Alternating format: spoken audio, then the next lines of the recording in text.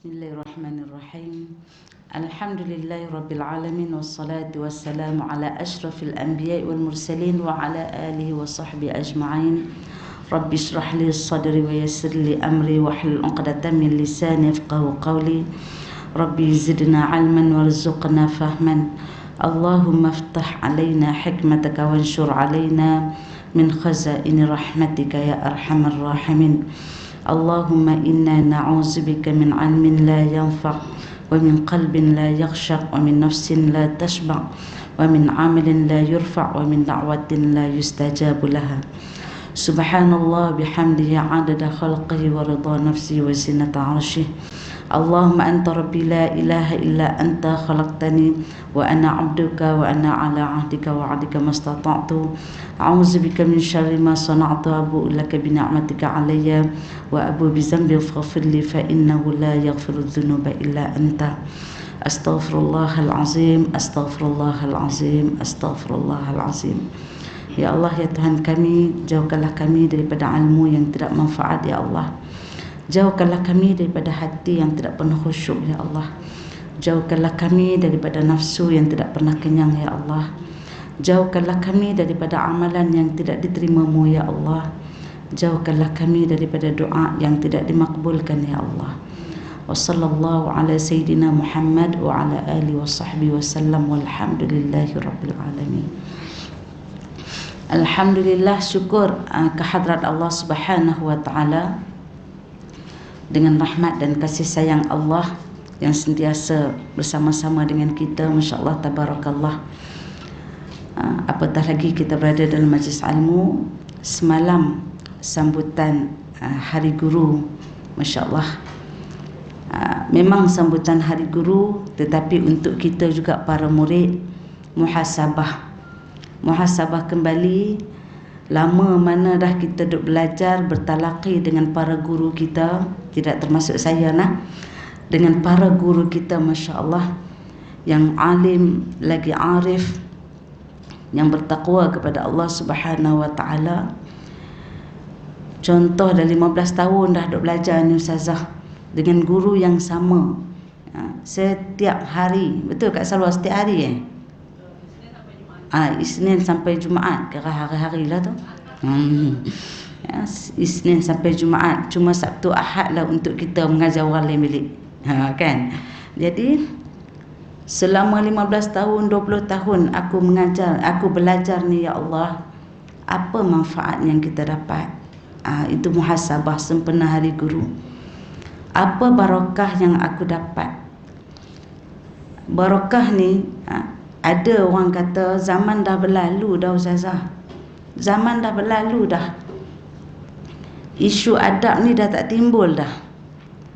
Muslimat yang dirahmati oleh Allah, barakah ini sepanjang hayat. Sepanjang hayat. Nak dapat barakah bukan ikut zaman.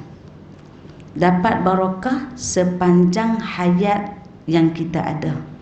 Selagi mana kita menuntut ilmu dengan para guru, selagi itulah kita kena berusaha mendapat barakah daripada para guru kita melalui apa? Melalui khidmat kita. Apa khidmat kita dengan para guru kita? Banyak khidmat yang boleh kita lakukan. Yang paling simple sekali, sangka baik dengan guru. Walaupun kita tengok guru kita ni yang ada dekat depan ni macam-macam pasien. Bukan semuanya tawadhu', bukan semuanya lemah lembut sampai bila-bila, bukan semuanya garang selama-lamanya.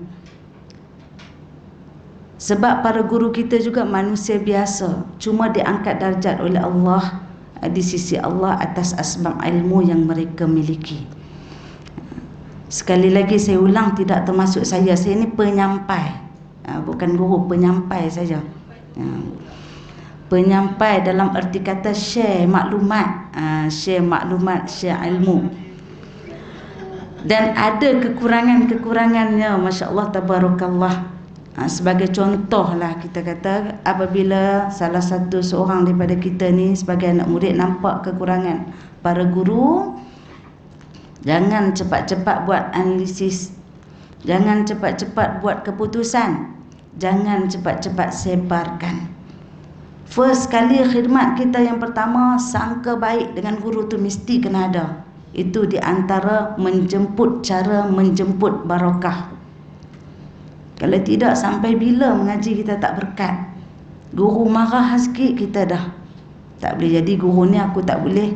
Dengan guru ni aku tak nak pergi sebab dia garang. Dengan guru ni aku tak nak sebab apa, aku nampak dia lebih daripada aku. Lebih kurang macam tu lah. Cakap gajah pun boleh terbang, lebih kurang macam tu lah. Kita membahagi-bahagikan, sedangkan kita belajar dengan dia. Sampai bila kita akan dapat keberkatan?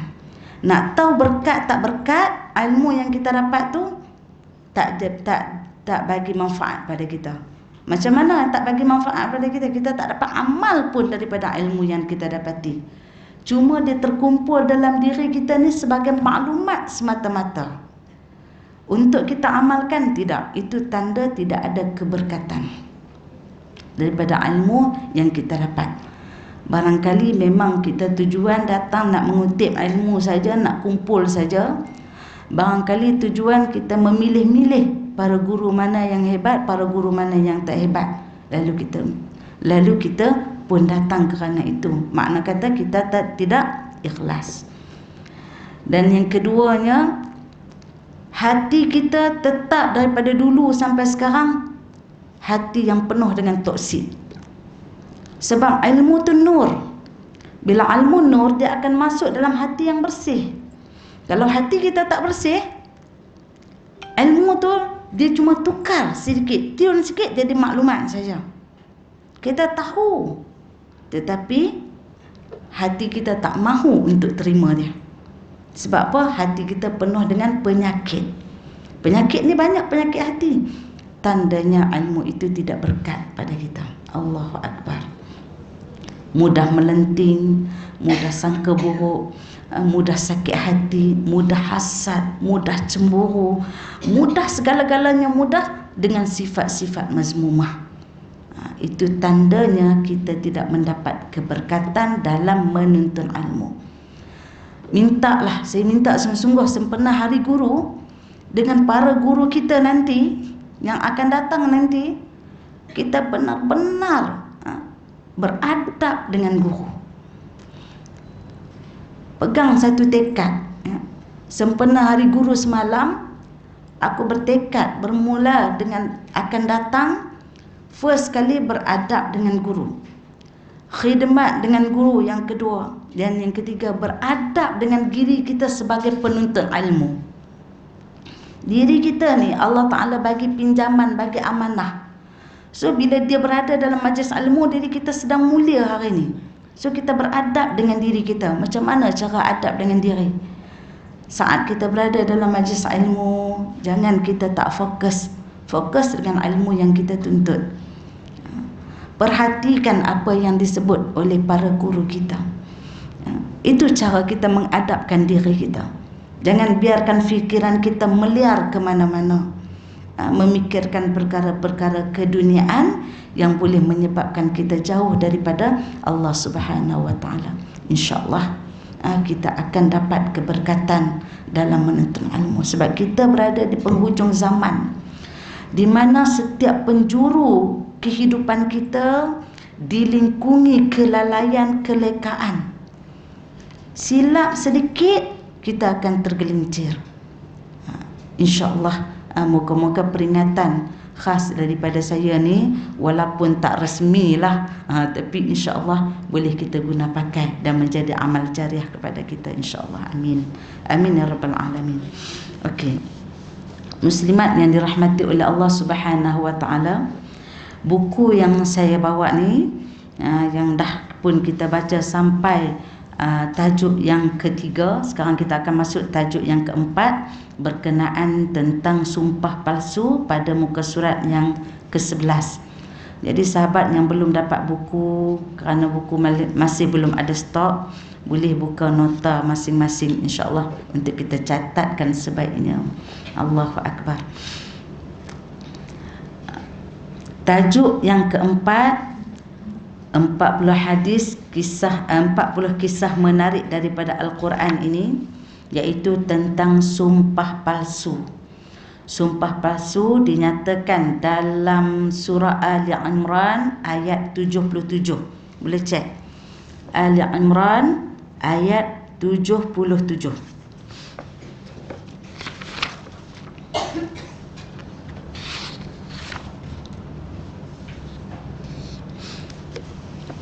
A'udzu billahi minasyaitonir rajim.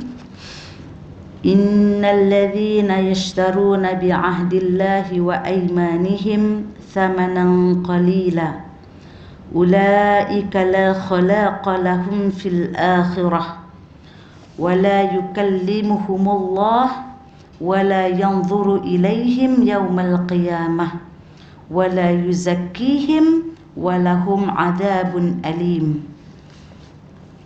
Sesungguhnya orang yang mengutamakan keuntungan dunia yang sedikit dengan menolak janji Allah dan mencabuli sumpah mereka, mereka tidak akan mendapat bahagian yang baik pada hari akhirat. Dan Allah tidak akan berkata-kata dengan mereka dan tidak akan memandang kepada mereka pada hari kiamat dan tidak akan membersihkan mereka daripada dosa, dan mereka akan beroleh azab siksaan. Masya Allah, tabarakallah. Ayat ini dia punya asbabun nuzul, ada kisah di sebalik ayat ni.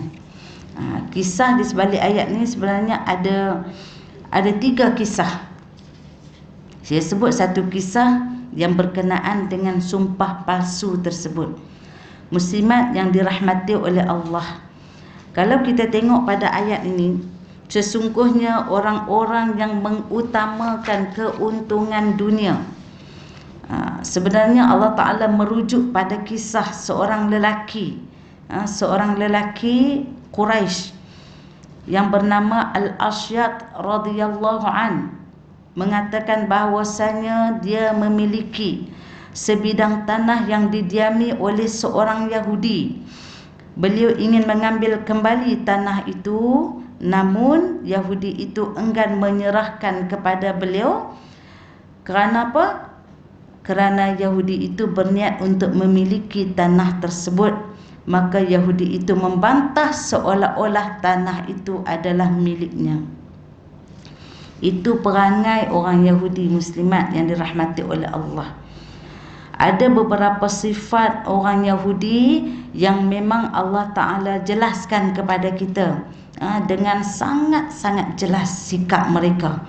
Tetapi bukan semua orang Yahudi bersifat yang macam tu. Orang yang bersifat yang macam tu, Yahudi ini adalah satu fahaman, asalnya Bani Israel.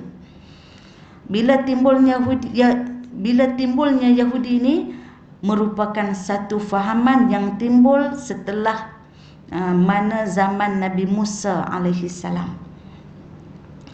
Bani Israel ingin mengangkat bangsa mereka menjadi bangsa pilihan Allah, yang konon-kononnya akhirnya tercetuslah fahaman Yahudi di kalangan mereka, dan akhirnya mencetuskan pula sikap Zionis yang ada kepada mereka, berlaku kepada bangsa Bani Israel. Jadi muslimat yang dirahmati oleh Allah Subhanahu wa taala, muslimin yang dirahmati oleh Allah Subhanahu wa taala.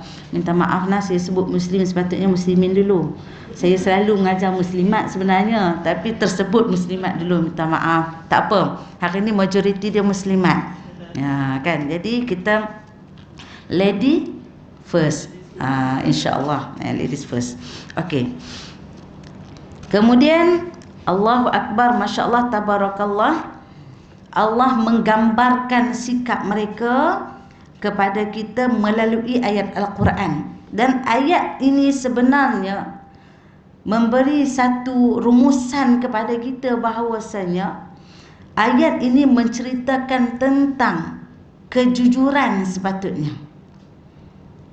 Di dalamnya digambarkan pengkhianatan orang-orang yang melakukan pengkhianatan melalui sumpah palsu. Maksud kata di sebaliknya Allah Ta'ala menekankan apa? Kejujuran, keadilan, kebenaran dalam urusan muamalah dalam kehidupan kita.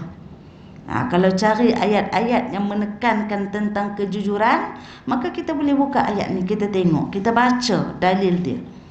Allahu Akbar, Masya Allah, Tabarakallah. Kesan dia kepada orang yang melakukan pengkhianatan. Yang pertama sekali bila disebut, saya nak cerita tu dulu tentang ayat ni, nanti kita tengok pula tentang kisah Yahudi.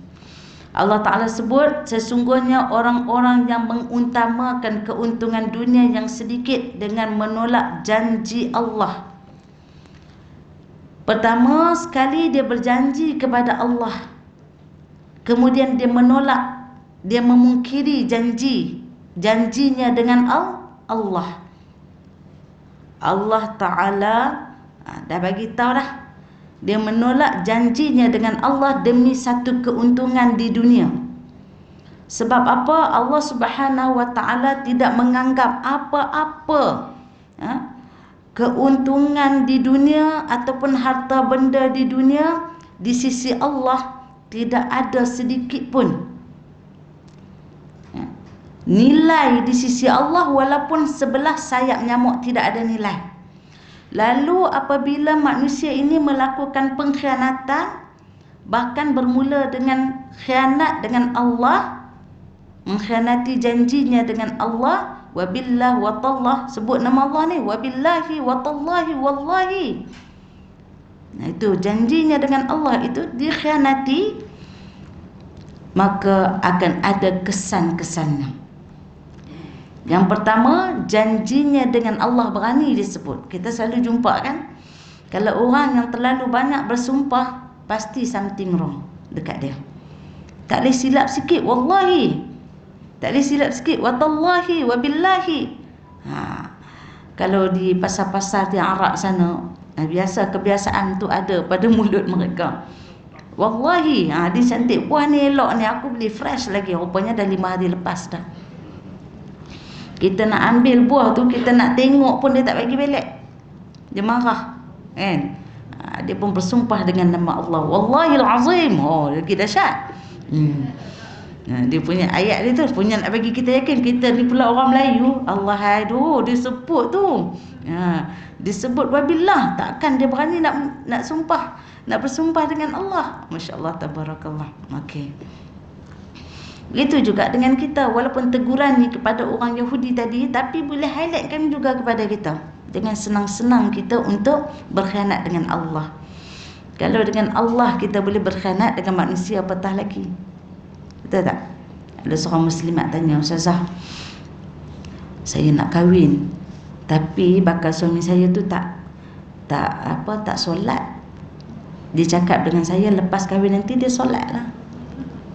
Saya cakap, senang je dek. Kalau dengan Allah dia sanggup khianat, dengan kamu apatah lagi. Senang. Keputusan saya senang je. Tengok dasar dia dulu. Manalah nak tahu Ustazah, bila kahwin dia jadi baik. Laki ni dia qawam, dia pemimpin. Bila dia kahwin, isteri ni bawah dia. Adakah nak jumpa lelaki yang nak dengar cakap isteri ni? Walaupun ustazah isteri dia tu. Macam itulah. Sorry to say lah. Nama dia lelaki tu, ego dia tinggi. Sebab Allah Ta'ala letak qawam dekat dia, pemimpin. Kalau dia nak belajar, nak insaf sekali tu, bukan dengan isteri dia. Dia akan cari orang lain. Dia akan cari para guru. Jadi untuk pertama kali jangan percaya pada janji dia. Dengan Allah sanggup khianat, apatah lagi dengan manusia. Okey. Sesungguhnya orang-orang yang mengutamakan keuntungan dunia yang sedikit dengan menolak janji Allah dan mencabuli sumpah mereka. Maksud kata mencabuli sumpah ni, muslimat yang dirahmati oleh Allah, dia dah tanda tangan cantik dah, dah ada surat. Macam kita dah pergi kat Pesuruhjaya sumpah dah. Dah settle dah semua. Tiba-tiba dia mencabuli sumpah tersebut. Tu tak kira dengan orang yang hutang tak ada hitam putih apa. Lagi bahaya kan? Itu di antara dia dengan Allah saja yang tahu. Ada satu kes, mak ayah dah meninggal, tapi mak ayah tinggalkan satu tanah dah diwakafkan kepada satu sekolah tahfiz ke sekolah agama ke, tapi tak guna hitam putih. Itu masalah. Anak datang menuntut, anak tak salah. Sebab dia datang menuntut atas kerana apa? Kerana dia tak tahu pun. Tapi kalau dia tahu mak ayah dia bagi, walaupun dengan mulut tanpa hitam putih, salah dia. Di sisi manusia ni, di sisi perundangan dunia ni dia lepas, tapi perundangan akhirat dia tak lepas. Sebab mak dia dah bagi tahu dah, tanah ni mak dan ayah dah khususkan wakaf untuk madrasah sekian. Cumanya silap tak dihitam putihkan. Macam itulah juga dengan orang yang berhutang dengan kita. Kat Salwa no, hutang 10,000 kat Salwa, kalau RM10 tak apa. Boleh halalkan, tak fikir langsung ni 10,000 ni. Berhutang dengan kita. Kita nak suruh tulis tak gamak, kawan BFF. Sebenarnya kena tulis, wajib menulis. Masa nak hutang ni, gigi dia tu nampak ayun-ayun lebih lembut daripada lidah dia. Bukan main. Lepas dah berhutang, muka pun tak nampak, hidung apatah lagi. Bila diminta, dia tanya bila aku hutang.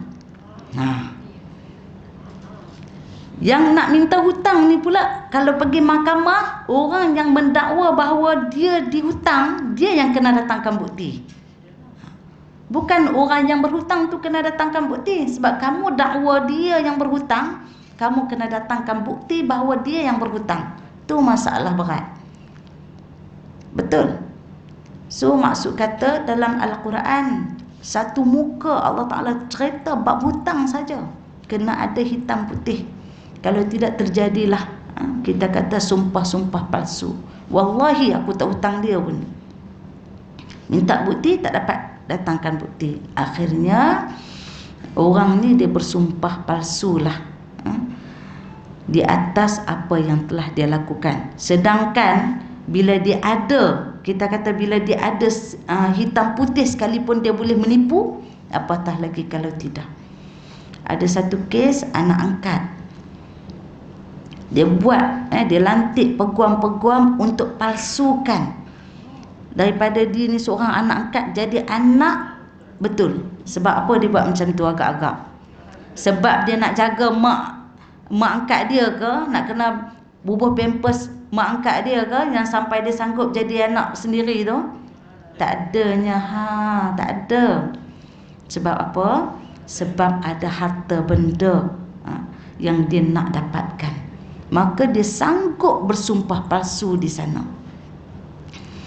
Ada satu kes lagi. Ingat orang dulu-dulu dia suka buat pembahagian tanah dekat anak-anak cucu dia, tapi dia suka pakai mulut je, betul? Lepas tu anak-anak cucu ni pun duduk di tanah-tanah yang dibahagikan siap-siap.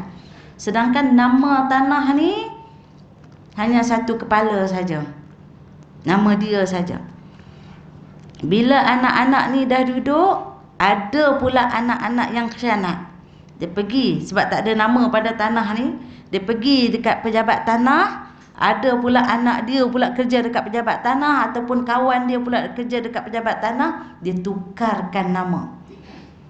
Yang duduk sekian, abang ni duduk dah tempat tu, tapi nama adik dia. Abang ni pun heran, bila masa pula tukar dengan nama adik. Allahu Akbar. Di atas kertas memang betul tanah adik dia, tetapi di akhirat nanti jawablah dia dengan Allah Subhanahu Wa Taala. Itu sumpah palsu. Kena ingat. Dan kita ni kena berlapang dada. Bila ada kes-kes yang macam ni, jangan sampai putus silaturahim. Sebab orang yang putus silaturahim ni, kalau masuk dalam majlis ilmu pun orang suruh keluar. Sebab tak berkat majlis ilmu tu. Sebab apa? Tak nak ada dalam majlis ilmu orang tu dia duduk, tetapi dia ni adalah pemutus silaturahim. Allahu Akbar. Takut hilang keberkatan dalam majlis ilmu. Jadi berlapang dada. Sebab apa? Ingat Allah Ta'ala kata harta dunia ni tak ada nilai langsung di sisi Allah. Yang kita nak dapat nanti lebih hebat daripada dunia ni. Lebih hebat berpuluh-puluh kali ganda. Orang yang terakhir pun dapat 10 kali ganda, apatah lagi kita yang betul-betul menjaga silaturahim. Okey. Kemudian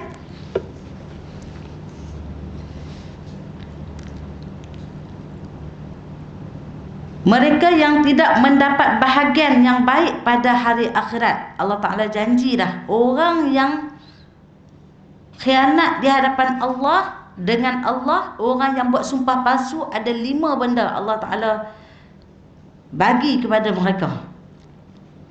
Pertama sekali, mereka ni tidak mendapat sebarang bahagian di akhirat, tak dapat langsung. Jangan mimpilah nak dapat sebarang bahagian di akhirat. La khalaqa lahum fil akhirah. Bahagian apa? Bahagian keuntungan di akhirat tak dapat kat dia. Jangan mimpilah. Maksud orang yang buat sumpah palsu macam ni, sebab dia telah melanggar hak-hak manusia. Contoh, kalau dia ahli agama, sebagaimana yang berlaku kepada orang Yahudi ni, mereka ni kebanyakan ahli-ahli agama yang banyak, yang arif tentang agama mereka, tetapi mereka membuat penyelewengan dalam ayat-ayat Al-Quran.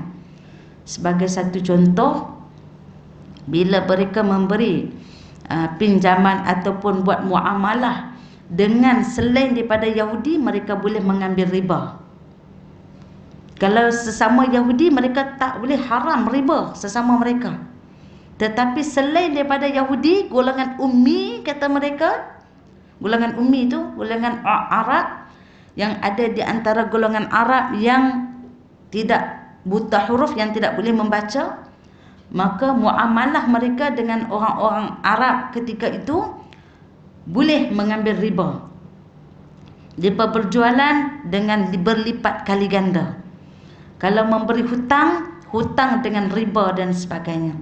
Sedangkan di kalangan mereka, mereka mengharamkan riba. Mereka ubah ayat tu.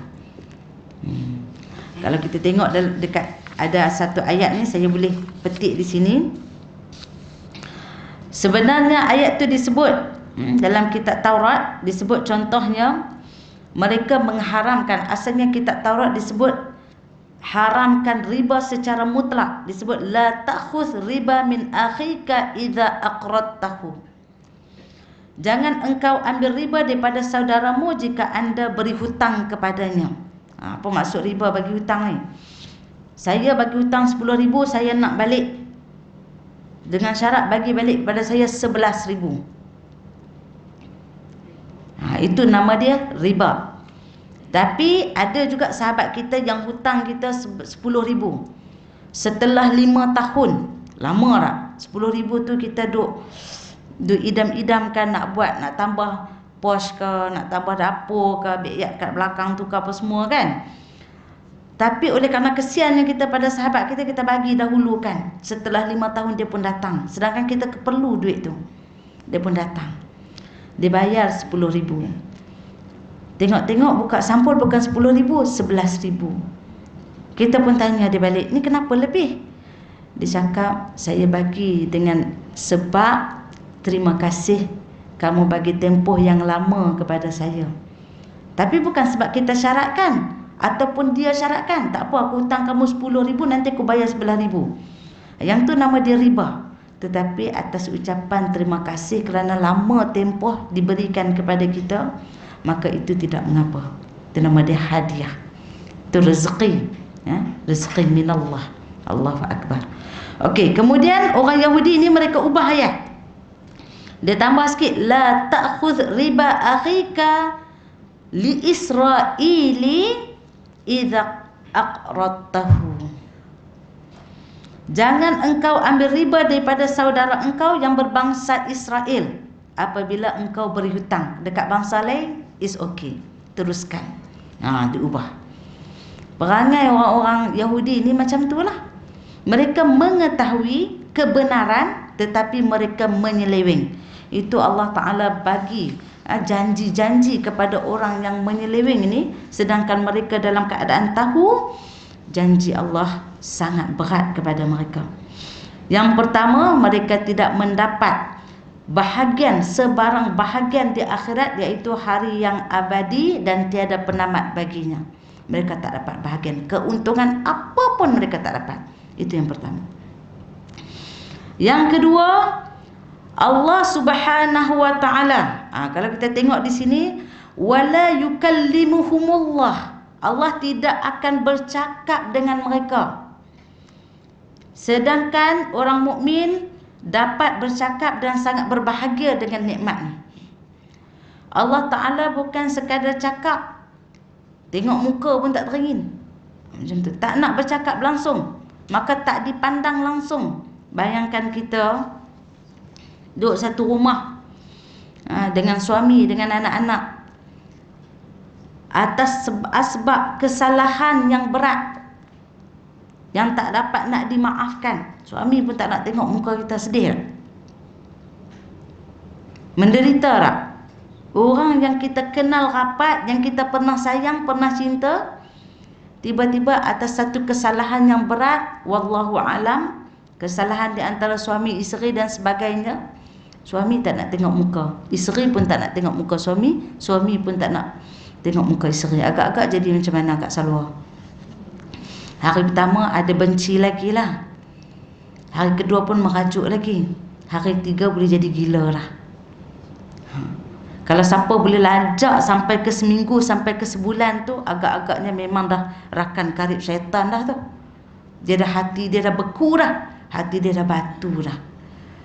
Tapi duk sayang-sayang elok-elok ni Kak Salwa, duk cinta elok-elok, tapi atas satu asbab, tiba-tiba orang yang kita cintai tak nak tengok muka kita.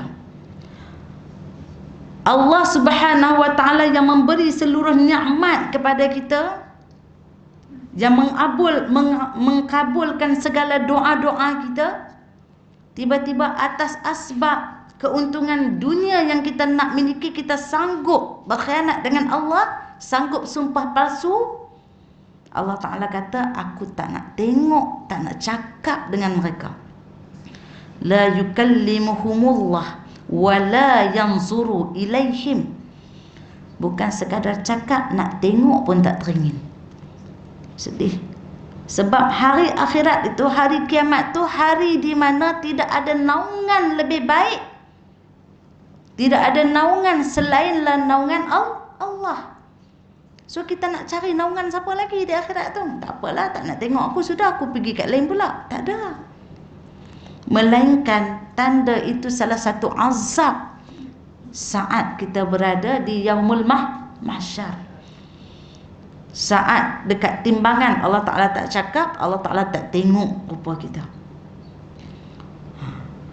Maksud kata itulah azab yang pedih saat kita berada dalam yaumul mahsyar. Dan yang ketiga, Allah Ta'ala tidak melihat dengan pandangan rahmat. Yang kata wala yanzuru ilaihim ni, Allah Ta'ala tak tengok dengan pandangan rahmat. Bila tak tengok tu, maksudnya tak ada lah rahmat kepadanya terhadap mereka, sedangkan Allah melayani orang mukmin dengan segala macam nikmat dan pertolongan. Bukan sekadar Allah Ta'ala tak bagi rahmat kepada mereka, tapi Allah Ta'ala tunjuk pula kepada mereka bagaimana layanan Allah kepada orang-orang mukmin, orang yang tidak berkhianat dengan Allah, orang yang tidak melakukan sumpah palsu ni. Di situ timbul apa? Pedih ni, sakitnya tu di sini. Sakit hati, dengki, marah, semua dah. Nak kata Allah Ta'ala pilih kasih masa tu memang patut. Sebab masa di dunia kita tak menjaga hak Allah dan hak manusia. Allahu Akbar, Masya Allah, Tabarakallah. Dan yang keempat, wala yuzakkihim. Dosa mereka Allah tidak akan ampuni. Wala yuzakkihim, Allah Ta'ala tidak akan membersihkan diri mereka daripada dosa-dosa. yang merupakan hanya jalan untuk masuk ke syurga melalui pembersihan dosa tu, itulah sebenarnya jalan sepatutnya mereka boleh masuk syurga, tapi tak boleh masuk. Riwayat yang lain mengatakan bahawasanya mereka tidak dapat syafaat para nabi, tak dapat langsung. Allah Ta'ala sekat, nabi pun tak boleh bagi syafaat dekat orang yang macam ni. Hati-hatilah. Kalau kita pemimpin, kalau kita wakil rakyat, minta maaf lah, cerita lah untuk kita, bukan di sini ni, di Afrika no. Cerita jauh no, di Saudi no. Berjanji kan, tidak, tak adalah majlis angkat sumpah kan. Itu dia, majlis angkat sumpah, siap sign lagi, berjanji untuk berkhidmat dengan rakyat dan sebagainya. Allahu Akbar, Masya Allah. Tiba-tiba kalau dia bertakwa, Alhamdulillah. Kalau tidak bertakwa, kalau tidak melakukan sebagaimana yang dijanjikan, hanya boleh menjawab di hadapan Allah.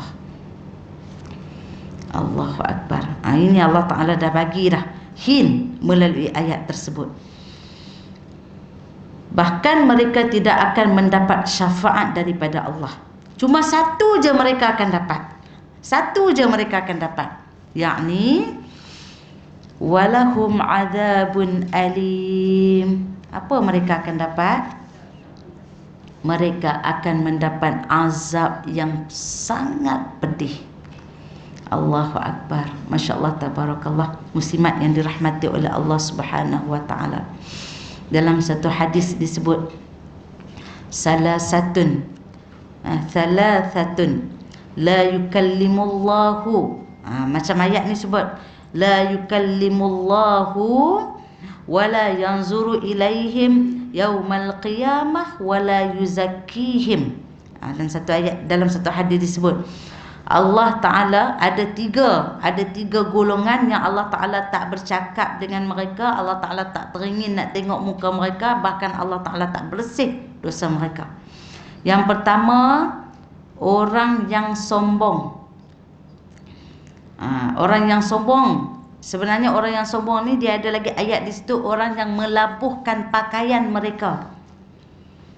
Orang yang melabuhkan pakaian mereka zaman Rasulullah sallallahu alaihi wasallam, iaitu orang ni bila dia labuhkan pakaian mereka pada zaman Rasulullah sallallahu alaihi wasallam adalah orang yang sombong. Bila dia labuhkan pakaian, nanti hamba akan angkat daripada belakang, nak tunjuk kehebatan dia tu, sampai ada hamba yang tolong angkat kain daripada belakang. Nak tunjuk dengan labuhnya kain, dia adalah orang yang kaya, orang yang memiliki untuk membeli kain yang hebat-hebat. Itu dipanggil orang yang sombong. Orang yang macam ni Allah Ta'ala tak nak cakap dengan dia. Ada pula tanya, Ustazah, macam mana pengantin tu? Pengantin yang pakai baju labuh kat belakang, pasal ada pula flower girl yang tolong angkat. Itu terserah atas niat kita. Kalau angkat kerana tak nak bagi meleret dekat tanah, tak ada masalah. Tapi kalau nak sombong dengan manusia, terimalah. Okey. Orang perempuan kena labuh sikit, jangan singkat macam orang lelaki, bahaya. Dia kena tutup aurat dengan sempurna, kecuali muka dan tapak tangan. Stukin pun kena pakai. Allahu Akbar. Bukan nak main majlis ilmu saja baru kita pakai, di mana-mana tempat sekalipun. Allahu Akbar. Kemudian yang kedua, orang yang suka mengungkit, al-mannan. Allah Ta'ala tak apa dia nak mengungkit dengan hambanya, tak apa.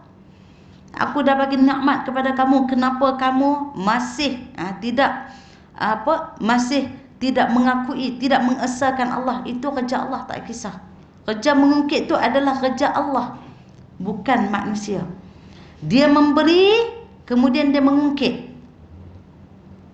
Aku dah bagi dekat kamu banyak, sebanyak-banyak ni, kamu tak kenang ke jasa aku. Satu lagi, sifat orang yang memberi ni paling kita kena jaga.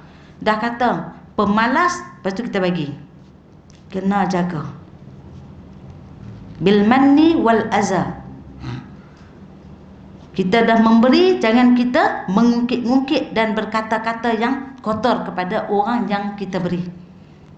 Jangan menjatuhkan maruahnya dengan ungkitan kita dengan mengata, tak ingat kau? Kamu susah dulu, aku yang bantu. Kami yang berdoa dekat kamu. Jangan sampai macam tu. Kami memberi dan kami juga yang berdoa kepada kamu untuk kamu jadi begini. Kita ungkit pula atas pemberian kita. Orang yang macam ni hati-hatilah. Memberi tapi hendak dikenang tentang pemberiannya. Sedangkan pemberiannya juga adalah sebenarnya daripada Allah. Dan yang ketiganya, orang yang berniaga untuk melariskan jualannya dengan sumpah palsunya. Hari ini berlaku banyak. Dengan sumpah-sumpahannya semata-mata untuk melariskan jualan. Saya rasa kebanyakan muslimat daripada kita ni semua ambil job bisnes online, betul? Hati-hati dengan marketing kita. Satu marketing yang kita kena tengok, bad marketing. Tipu dalam marketing kita.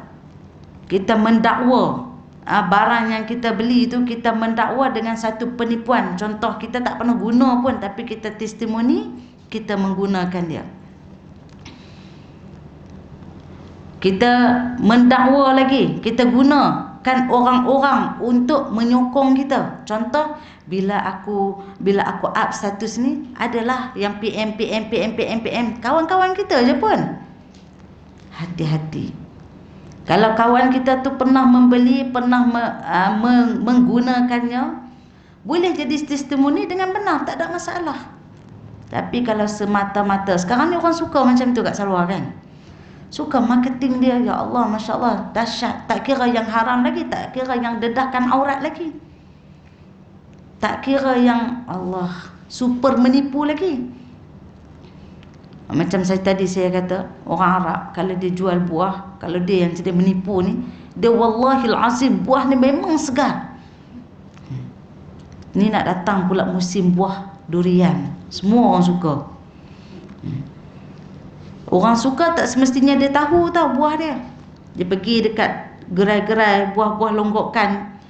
Bila tuan kedai tu kata, ni musangking, dia pun percaya beli. Padahal bukan musangking pun. Udang merah, blackthorn lah, semua benda tu kita yang tak tahu ni pun beli. Ingatkan benda yang sama, tapi asal-asalnya proses penjenamaan sahaja. Maka orang yang menjual ni, hati-hatilah. Allah Ta'ala yang menjual dengan cara marketing yang macam ni, Allah Ta'ala dah kata dah. Itu janji daripada hadis Rasulullah sallallahu alaihi wasallam. Dalam riwayat yang lain ada disebut lagi, Allah Ta'ala tak sudi nak tengok, nak cakap. Allah Ta'ala tak akan menyucikan dosa mereka setelah mana mereka disiksa dulu, iaitu syaikhan zanin, lelaki tua warga emas yang berzina. Waktu tu sepatutnya dah pergi masjid dah banyak-banyakkan bertaubat, banyakkan zikir, ingat akhirat, tetapi masih lagi berselera muda. Berbanding dengan orang muda ni, bekalan nafsu dia, kita tahu dah energi orang muda tu macam mana. Allah Ta'ala tak masukkan dalam senarai itu, tetapi Allah Ta'ala masukkan lelaki begini sepatutnya umur yang Allah Ta'ala beri kepada dia, saki baki umur tu adalah untuk bertaubat kepada Allah Subhanahu Wa Ta'ala. Tapi kalau kaedah orang Kedah kata dia gatai merela. Wallahu a'lam lah macam mana. Santan kelapa tu kan, dia minyak dia tu lebih. Allahu Akbar, Masya Allah, Tabarakallah. Tak tahulah nak cerita macam mana. Alhamdulillah, kita ada yang syaikhan zanin ini, Allah Subhanahu Wa Ta'ala tak teringin nak tengok muka. Macam tak pemalu lah, macam tu lah lebih kurang. Tak ada rasa malu, tak ada rasa ihsan, takut kepada Allah saat dia melakukan perzinaan tersebut. Allahu Akbar. Macam drama apa tu, tengok juga sikit-sikit nak tahu, sebab untuk bahan kuliah. Duk baik-baik, tiba-tiba dah mengandung rupanya anak Pak Samad. Lebih kurang macam itulah. Allahu Akbar, Masya Allah, Tabarakallah. Itu syekhun zanin. Itu sebagai contoh. Okey. Kemudian yang kelimanya, wa malikun kadzab, iaitu raja yang banyak menipu rakyat. Bukan di sini dalam hadis saya cerita dalam hadis secara umum. Okey. Dan yang terakhir, orang yang miskin tetapi sombong. Ailun mustakbir. Sepatutnya sombong ni milik orang kaya. Dia nak sombong, orang kaya nak sombong, dia ada benda yang dia nak sombong. Kerana harta benda dia, kan? Kerana apa yang dia miliki. Itu ada benda. Orang miskin nak sombong kerana apa sebenarnya? Ini Allah Ta'ala tak tengok. Dah lah miskin, sombong pula. Allahu Akbar, Masya Allah, Tabarakallah. Orang ni Allah Ta'ala tak sudi nak bercakap dengan mereka. Dalam hadis Qudsi lagi disebut, firman Allah Ta'ala kata, ana qasmuhum, aku akan berdebat dengan mereka yaumal qiyamah, di hari kiamat nanti. Iaitu siapa? Orang yang berjanji dengan nama Allah kemudian dia langgar, summa ghadar. Ini ciri-ciri munafik lah ni. Ayatun munafiq thalathah. Tanda-tanda orang munafik ada 3. Wa idza wa'ada akhlafa, wa idza u'tumina khana, wa idza haddatha kadzaba. Ada ciri-ciri itu kepada mereka. Bila mereka berjanji dengan Allah, mereka langgar. Dan yang kedua, seorang lelaki yang menjual orang yang merdeka. Sepatutnya merdeka tak boleh jual. Orang yang merdeka tak boleh jual. Senang cerita kita nak faham, menjual yang barang bukan milik kita. Ada kerja pergi ambil barang kawan, pergi ambil selipar kawan, pergi jual. Bolehkah macam tu? Tak boleh. Orang macam ni Allah Ta'ala argue dia nanti. Kenapa kamu jual bukan barang kamu? Dan sebagainya. Kemudian dia makan pula hasil daripada jualan. Jual najis contoh. Jual baja lain. Jual najis. Jual anjing. Jual khinzir. Jual apa lagi? Jual biawak. Walaupun kita menjual tu kepada orang bukan Islam, kita tak berhak menjual barang-barang yang macam tu. Kita kena jual barang yang miliki, yang kita, yang boleh dibuat jual beli. Allahu Akbar, Masya Allah, Tabarakallah. Itu hadis yang lain. Okey, kemudian kita kembali kepada kisah sahabat Al-Ashyad radhiyallahu an bercerita bahawasanya dia memiliki sebidang tanah yang didiami oleh orang Yahudi tadi ini. Kemudian orang Yahudi tadi membantah seolah-olah tanah itu kepunyaannya. Lalu Al-Ashyad mendatangi, berjumpa dengan Rasulullah sallallahu alaihi wasallam dan menceritakan perkara sebenar, perkara tersebut kepada baginda. Lantas Rasulullah sallallahu alaihi wasallam pun bertanya kepadanya, adakah engkau mempunyai bukti? Tanya kepada Al-Ashyad. Bukti itu maksud kata hitam putih, ataupun surat jual beli, ataupun surat sewaan tanah, surat agreement lah, kita kata surat agreement menduduki tanah ni sekian-sekian daripada tahun berapa sampai tahun berapa dan sebagainya. Maka jawab Al-Ashyad, tanah ini memang milik saya, tetapi saya tidak mempunyai sebarang bukti. Itulah kelemahan kita. Kita tak dapat nak menampilkan, walaupun kita berjanji pergi ke mahkamah dan sebagainya, lawanlah macam mana, susah nak menang. Sedangkan orang yang ada bukti pun boleh diputar belik, apatah lagi orang yang tidak ada bukti. Allahu Akbar. Lalu Rasulullah sallallahu alaihi wasallam menyuruh orang Yahudi itu supaya bersumpah. Nak bersumpah bagi orang Yahudi itu perkara biasa. Kitab Taurat, kitab Injil pun mereka boleh seleweng. Kalau sekadar nak sumpah itu biasa je.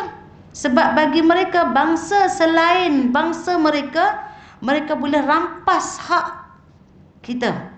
boleh rampas hak orang selain daripada bangsa Yahudi. Maksud kata halal perbuatan mereka.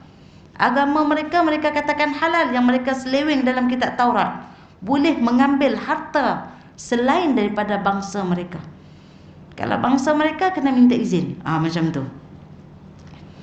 Kena melalui prosedur-prosedur dan selainnya. Selain daripada tu, mereka tak perlu untuk meminta izin. Di Uzbekistan, saya rasa ramai juga muslimat yang biasa pergi sana. Kalau kita pergi ke makam Imam Bukhari, diceritakan kepada kita di bawah makam, di bawah sebelum di bawahnya ada makam Imam Bukhari, kemudian ada dataran masjid. Bawah lagi tu ada penempatan yang mana satu ketika dulu di situ adalah perkuburan, tempat para sahabat yang mati kemudian disimpan di situ. Pejuang-pejuang Islam pun sama. Kemudian setelah mana jajahan Yahudi, mereka menempati tempat tersebut, dibangunkan rumah-rumah di atas kuburan-kuburan orang Muslim di situ.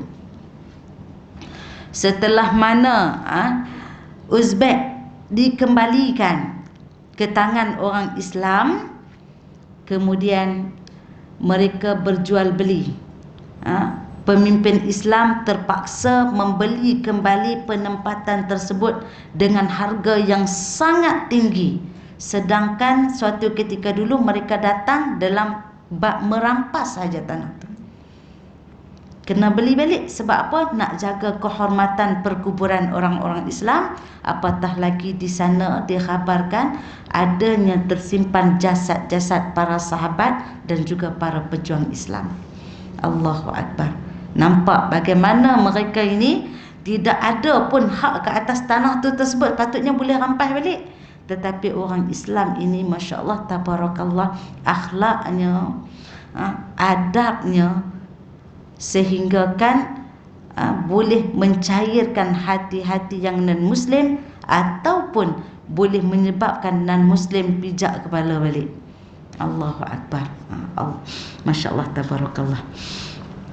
Memang benar Yahudi itu dengan beraninya bersumpah bahawa tanah itu miliknya. Dia sanggup bersumpah dengan sumpah palsu demi untuk mendapatkan habuan dunia yang sedikit. Dia nak juga tanah sekangkang kera yang dia duduk tu. Maka dia sanggup bersumpah, sedangkan di akhirat nanti dia akan disiksa dengan siksaan yang sangat pedih. Maka selepas Yahudi itu bersumpah, harta milik Al-Ashyad tadi menjadi milik yang sempurna kepada Yahudi tersebut.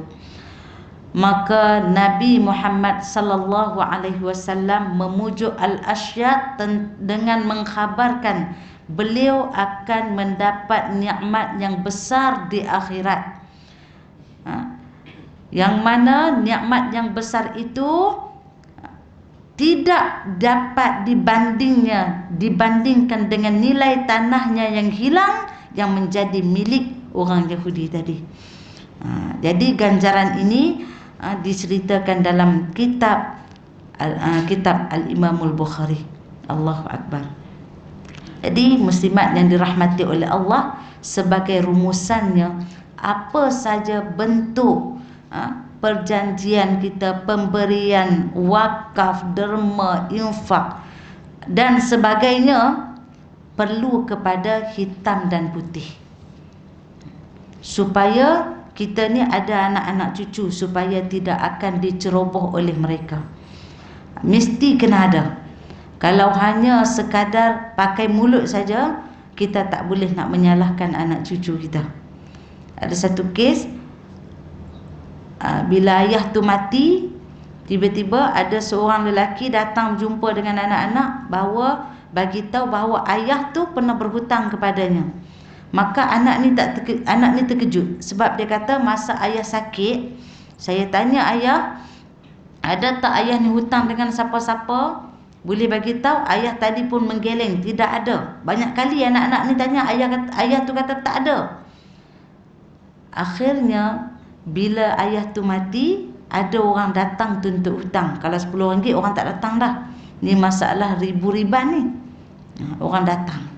Tapi oleh kerana tidak ada hutang hitam putih, anak tadi tak bersalah. Orang yang datang menuntut hutang tu, kalau betul dia nak balik hutang tu, dia kena datangkan bukti. Nak datangkan bukti macam mana? Sebab apa? Bagi mulut. Sebab ayah tadi BFF dia dulu.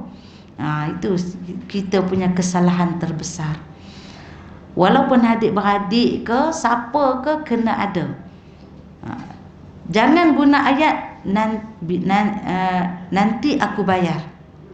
Gunalah ayat sekian-sekian waktu aku akan bayar.